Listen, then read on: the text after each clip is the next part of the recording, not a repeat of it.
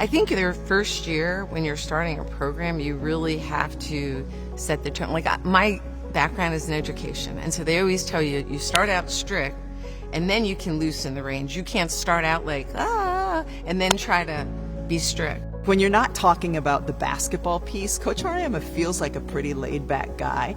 There's nothing that's laid back about Chris Dailey. She's very disciplined, and I needed that. Right from the get-go was about how we were going to approach things. Very quickly you realize she's the one that's really running stuff. How hard we were going to work. She'll tell the story how she made me cry without even saying anything to me one time. That we're on time. She runs the show. Whatever CD says goes. What we look like. Jersey tucked in. Everyone had the same shoes, same socks. How we reflect ourselves, how high our socks are. Pantyhose at the Big East tournament. So many CD rules, and I think even now when I tell people about it, they're like, wait, you couldn't have nail polish? I didn't like CD till like a year ago.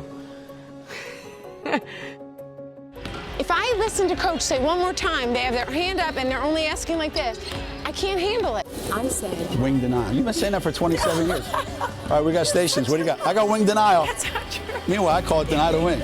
So all you say is, I got wing denial. When I said to her, we're going to run this like a Catholic school, high school program, she relates to that because that's what she did and that's what I did. So that's the kind of kids we're going to try to find, and that's the kind of, culture that we want to build, and these are the kind of standards that we want, and that's how we started. Our recruiting strategy at the time, we looked at the Big East territory, and for girls, maybe more so than boys, I think it's important for them to be able to have their families watch them play. The talent piece was interesting. It's kind of funny, how did I end up playing here? Well, that's because when I came, we weren't that good.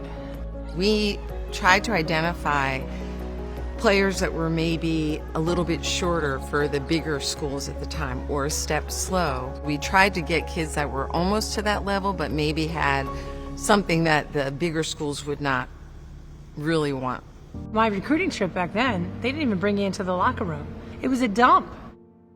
We had nothing really to sell. We didn't have a tradition. We didn't have a building. We didn't have anything. So we really had to sell ourselves and this vision of what UConn could be and their role in that.